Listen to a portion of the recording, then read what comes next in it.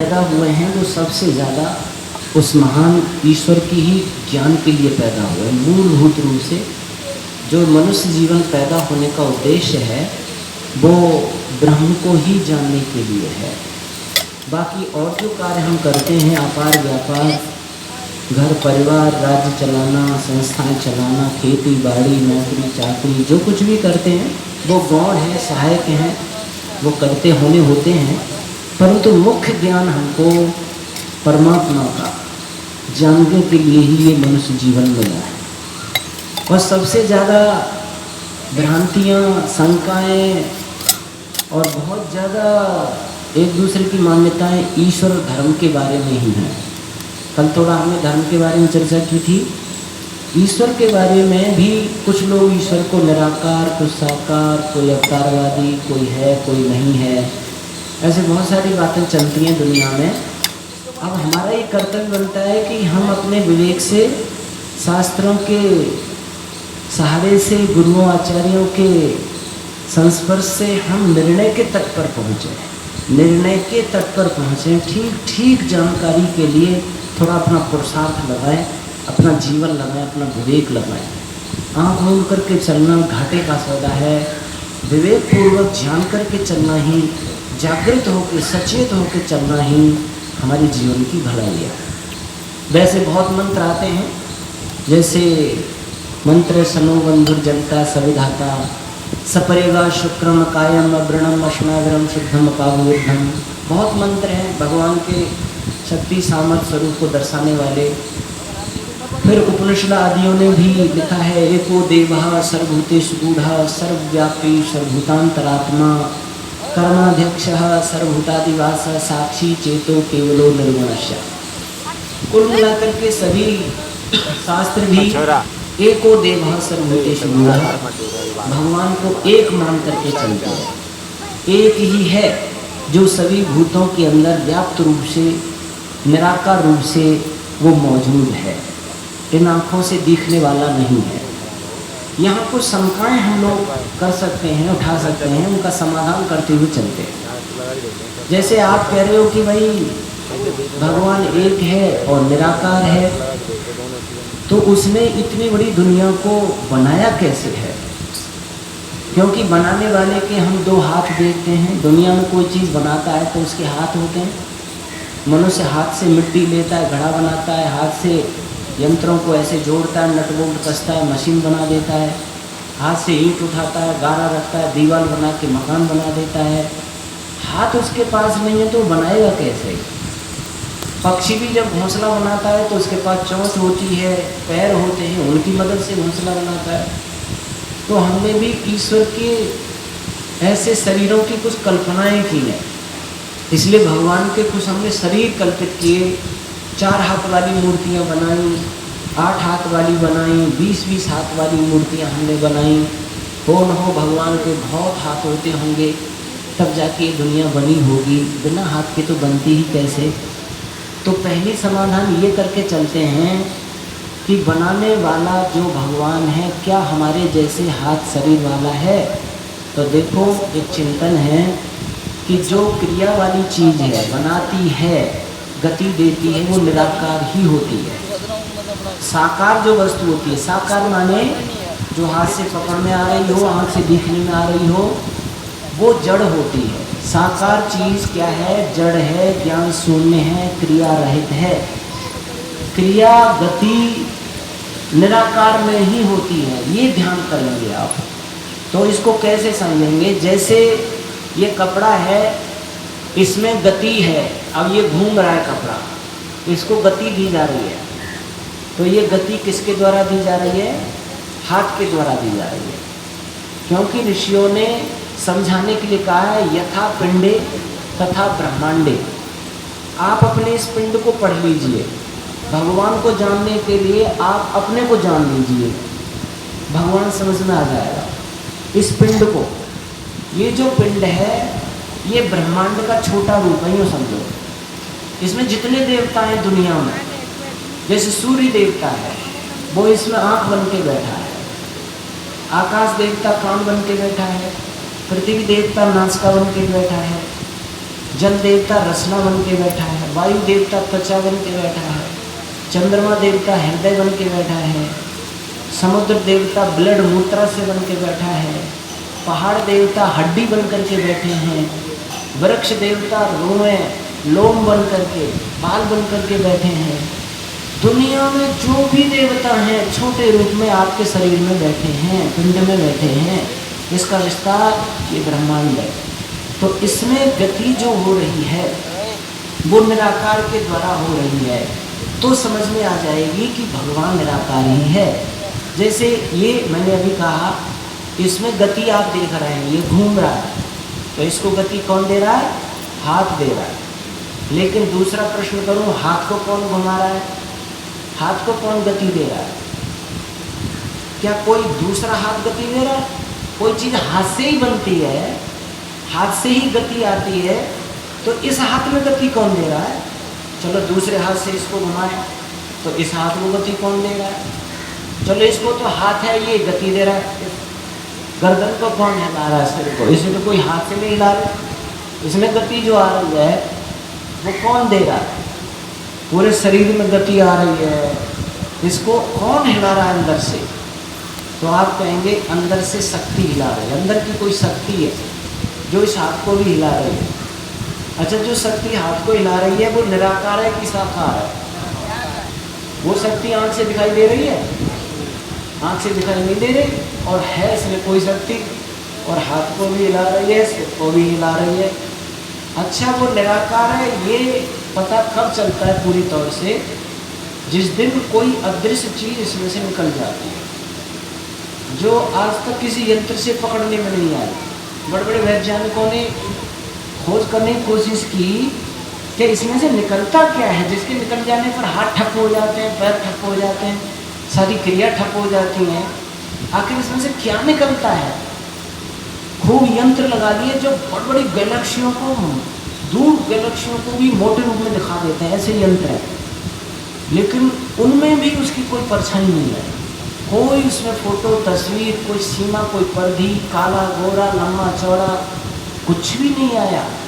अर्थात इसमें भी मैं निराकार आत्मा इस शरीर को हिला रहा हूँ। निराकार आत्मा, गति हमेशा निराकार के द्वारा आती है। ध्यान देना, निर्माण कार्य निराकार के द्वारा ही हो सकता है। साकार चीज़ निर्माण कार्य नहीं कर सकती है, वो जड़ होती है, ज्ञान शून्य होती है, क्रिया रहित होती है। इसीलिए जैसे इसमें आत्मा निराकार है, वैसे परमात्मा ब्रह्मांड में निराकार है। इस शरीर में आत्मा रहती है, इस ब्रह्मांड में परमात्मा रहता है। वो हमारे अंदर भी रहता है, सबके अंदर रहता है। इसीलिए पहली बात परमात्मा एक है, दूसरी बात परमात्मा निराकार है। वो साकार हो नहीं सकता, उसकी कोई तस्वीर कल्पना से भी नहीं बना सकते तुम। इन आँखों से दिखने वाली चीज़ ही नहीं है जिससे तुम किसी कल्पना से भी उसको बना सकते हो। जो भी बनाया जाता है वो संसार की चीज़ों को देख करके ही बनाया जाता है। भगवान की जो शक्ल हम बनाते हैं नहीं, जैसे यहाँ के लोग भगवान की शक्ल बनाते हैं तो यहाँ के मनुष्य जैसे बनाते हैं। केरल में चले जाओ तो वहाँ थोड़े काले शरीर के होते हैं तो वहाँ के काली मूर्तियाँ बनाते हैं। इधर आसाम में उधर चले जाओ तो उनकी आँखें, उनके मॉडल कुछ लोग होते हैं तो वहाँ अपनी मॉडल की भगवान की मूर्ति बनाते हैं। और कहीं दूसरी जगह चले जाओ तो वहाँ की बनाते हैं। मनुष्यों की ऐसी शक्ल देखते हैं जैसे वैसे भगवान को कल्पित करके बनाते हैं। बाकी भगवान को कोई आप आँख नाक कान के रूप में बांध के नहीं बना सकते, क्योंकि वो निराकार ही शक्ति है। अब एक बात दूसरी ये आती है, जो ईश्वर निराकार है वो कहीं एक जगह रहता है कि सब जगह रहता है? तो वेदादि शास्त्र क्या कहते हैं? सर्वव्यापी। भगवान व्यापक है। व्यापक का मतलब है एक व्याप्य होता है, एक व्यापक होता है, दो शब्द होते हैं। व्याप्य मोटा होता है और व्यापक सूक्ष्म होता है। व्यापक माने किसी में घुस के रहता है, उसको व्यापक कहते हैं। किसी के अंदर प्रविष्ट होकर रहने वाली चीज़ को व्यापक कहते हैं। जैसे उदाहरण के लिए कैसे व्यापक है भगवान? जैसे एक लोहे का गोला आप लेंगे और वो अग्नि में डाल दो थोड़ी देर के लिए और फिर उसको निकालिए आप, तो अग्नि क्या करती है? लोहे के अंदर घुस जाती है, लोहे के अंदर प्रविष्ट हो जाती है। तो अग्नि को यहाँ व्यापक कहिए और लोहे को व्याप्य कहिए, ऐसा समझिए। लोहा व्याप्य है और अग्नि व्यापक है। अग्नि को अलग से स्थान की जरूरत नहीं पड़ी, लोहे के अंदर ही घुस के रह रही है। और ऐसा कोई स्थान लोहे का अब नहीं खाली होगा जहाँ अग्नि नहीं होगी। ऊपर से छुओगे तो अग्नि, बीच में तो अग्नि, नीचे तो अग्नि, यानी व्यापक रूप से लोहे के अंदर अग्नि है। ऐसे ही भगवान को अग्नि की तरह समझा करो और इस संसार को और अपने को लोहे की तरह समझा करो। आपको विचार बनाना पड़ेगा समझने के लिए अपने में स्वयं। मानो मेरा शरीर एक लोहे का पिंड है और भगवान मानो अग्नि की तरह है। जैसे अग्नि लोहे के अंदर प्रविष्ट की हुई है, वैसे मेरे पूरे शरीर में भगवान अग्नि की तरह व्यापक है। अब मैं यहाँ स्पर्श कर रहा हूँ तो भगवान है, यहाँ ईश्वर है, यहाँ ईश्वर है, अंदर ईश्वर है, बाहर ईश्वर है। अब मेरा हाथ ईश्वर में है, यहाँ ईश्वर में, यहाँ ईश्वर में। कोई जगह ऐसी नहीं है जहाँ ईश्वर में हम नहीं है। आकाशवत व्यापकत्वात् खम, एक उदाहरण दिया है, समझाया। जैसे आकाश है, आकाश है वैसे ही आकाश की तरह भगवान व्यापक है। दुनिया में कोई जगह चीज ऐसी नहीं जो आकाश से अलग हो। ऐसी कोई चीज नहीं जिसमें आकाश नहीं हो। कोई बताओ कि ये आकाश से दूर है। वैसे ही दुनिया में कोई चीज ऐसी नहीं है जो ईश्वर से अलग हो या ईश्वर जिसमें न हो। ये सिद्धांत दिमाग में बना के रखोगे तो ही ईश्वर की भक्ति सार्थक होगी, तो ही आत्मा आपकी पवित्र होगी, तो ही आप भगवान को श्रद्धान्वित होंगे, तो ही आप भगवान को समझकर गलत कामों से बचेंगे, अच्छे कामों में लगेंगे। जब ईश्वर को हम व्यापक समझेंगे, कोई जगह ईश्वर से खाली नहीं समझेंगे। देखो, एक प्रजापिता ब्रह्म कुमारी एक मत चला है अभी कुछ समय से, उनसे वार्ता हमारी हुई तो वो कहते हैं भाई ईश्वर को व्यापक अगर माने हम सब जगह, तो भगवान को हमें सड़ी हुई गंदी नाली में भी मानना पड़ेगा। हाँ, मानना पड़ेगा, क्या बात है। सुअर के अंदर भी मानना पड़ेगा भगवान को, हाँ मानना पड़ेगा। एक शौचालय में, गटर में, उसमें भी भगवान को मानना पड़ेगा, और मानना पड़ेगा, क्या बात है। जब ईश्वर व्यापक है तो भगवान को तो दुर्गंध आती होगी, भगवान तो मलिन हो जाएंगे, अपवित्र हो जाएंगे। इसलिए हम तो भगवान को एक पवित्र स्थान पर मानते हैं।